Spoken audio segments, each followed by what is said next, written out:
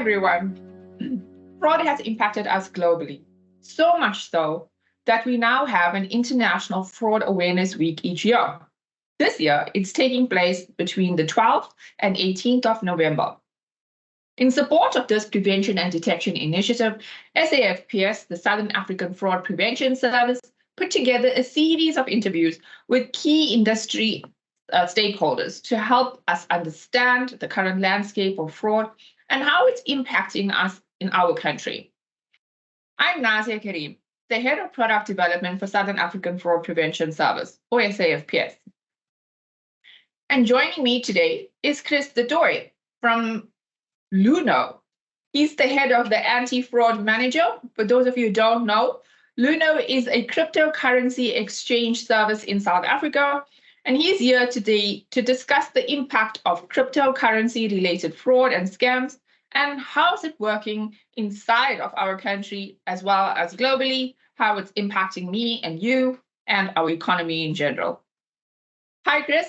Thank you for joining me today. Tell us a little bit about you. Hi, thank you so much for having us, and lovely to be here. Welcome. So tell us a little about you. Right, so my name is Chris, and I've been at Luno now for about 7 years in various functions, and my job here at Luno is to keep our customers safe. Luno is a cryptocurrency platform where customers can buy and sell cryptocurrencies like Bitcoin and Ethereum, and Luno makes it easy to buy and sell these cryptocurrencies and to store your crypto and keep it safe. All right. So we've just heard about a cryptocurrency exchange, but what exactly is cryptocurrency? Probably good to start at the beginning, hey? So cryptocurrency is a digital currency similar to your rands or dollars or any other sort of money that can be sent and received over the internet directly between two people with no intermediary. It's fast, it's cheap, and it's very secure. So think of it as sending cash to someone over the internet. All right, that's great.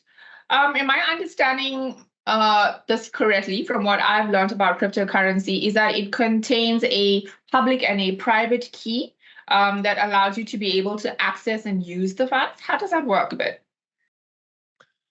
So there's a very technical explanation that I can get into, but I don't think we have enough time for that today. Essentially, you can think of it as an email. So your money as an email. So in order to send an email, I need to have the password. But in order to receive an email, anyone just needs to know my email address. Cryptocurrency works similar to that, where if I have the private key or the password, I can send money to someone, and I need to give them my incoming or my public address, which is similar to an email address or similar to a bank account number for them to send me money. All right. So tell me a little bit. How is cryptocurrency used to perpetrate fraud? Maybe provide us with a little bit of examples and advise us of the current trends and scams that are taking place. It's been a popular tool being used inside of the fraud and crime world. I think you can hear the police sirens going on in the background on my end, which is ironic. And I'd like to know, how is it that it's being used and perpetrated, and what are you guys seeing in terms of trends? So I think what's important to note is that there are very few new scams out there. All the scams and types of fraud that we're seeing at Luno and around the world are not new scams. It's the same things that have been done for years with cash, with EFTs, with checks, with credit cards, that are now just moving on and evolving to use cryptocurrencies. So some of the most popular ones that we're seeing, or prevalent rather, are things like romance scams, where you meet someone on the internet, whether that's a Facebook message or a WhatsApp or playing Scrabble with someone online. You fall in love and they then convince you to send them money. Obviously, a lot of steps in between that, but ultimately that's how it works. Another one that we see quite often as well are investment scams. So someone on Instagram, probably with a bunch of sports cards, will message you out of the blue and say, "Hey, send me some money and I will trade for you, or I will invest it on your behalf, or something like that. And I'll send you more money back next week or next month." They then show you images claiming to be your profits, but then say you need to pay for transfer fees, or you need to pay for your tax, or you need to pay for this, pay for that, and continue to pull money out of you. And then they disappear. As soon as you figure out that you're being scammed, they just block you on Instagram, block you on Facebook, and you don't know who they are or where they are. So these are the kind of scams that we've seen previously with money remitters or bank accounts, that now the criminals have just evolved to use another type of medium of transfer exchange, which is now crypto. That's interesting. From our side, we do receive a lot of complaints from victims who have fallen for investment scams. So crypto investment scams, they've been offered trading platforms, very elaborate platforms that are set up online that allows them to be able to play and exchange and watch their money grow, so to speak. And as you mentioned, when it's time to cash it out, a million and one excuses come out as to why that crypto cannot be cashed out. So it is something that is trending. But what is making cryptocurrency so appealing to fraudsters? How do we manage this risk associated to it? I think what makes cryptocurrencies appealing to fraudsters is the same thing that makes it appealing to everyone else, the man on the street that is buying cryptocurrencies.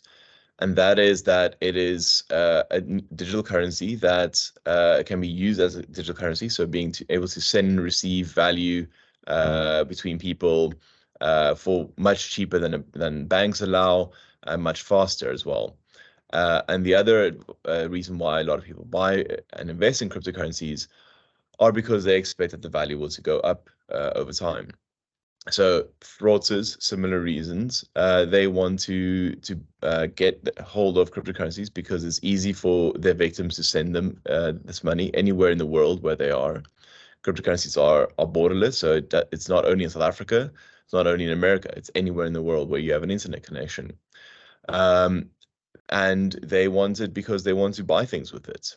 It has value. So unfortunately, that's like I said, same reasons that make it appealing for me are the same reason makes it appealing for a fraudster. That's great. So how do I, as a consumer, manage this risk associated to cryptocurrency? How do I manage my trades effectively to make sure that if I want to be able to make a payment to a friend sitting cross-border in a different country using Ethereum, for example, how do I protect myself? Is there tools that we can use? Is there a manner in which we can make sure that my trade is successful or I'm not falling risk to it being exposed? Yeah, so I think there's two parts of that. One is if you want to buy and invest in cryptocurrencies, to use a reputable platform like Luno. You do your homework on where you're sending your money. Luno is regulated. We have a presence in South Africa with offices and people that work here, and simple Google search will show some sort of background and history to an exchange.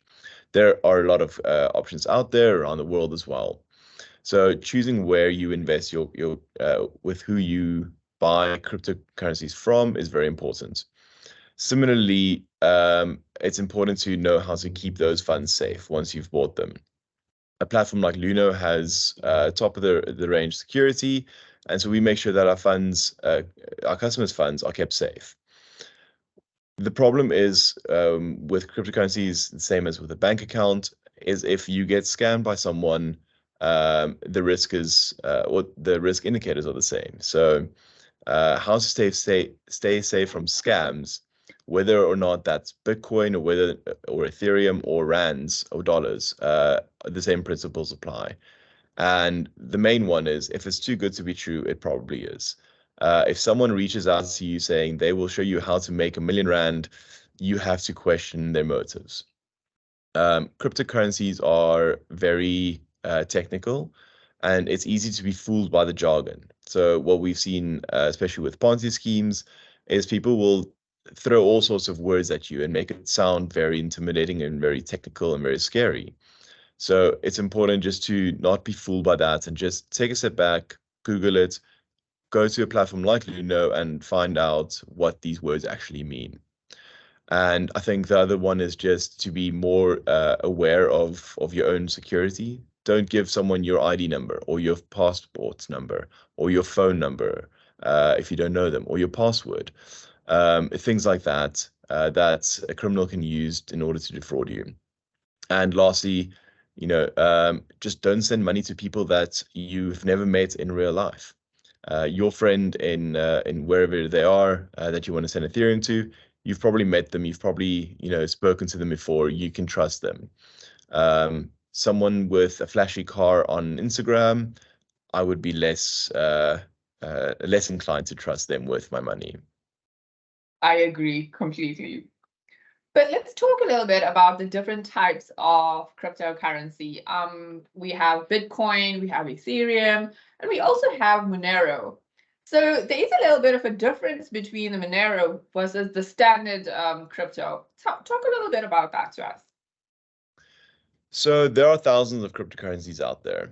Luno only supports, the top 10 or so cryptocurrencies out there that we know won't disappear in value overnight, because we want our customers to have a safe investment.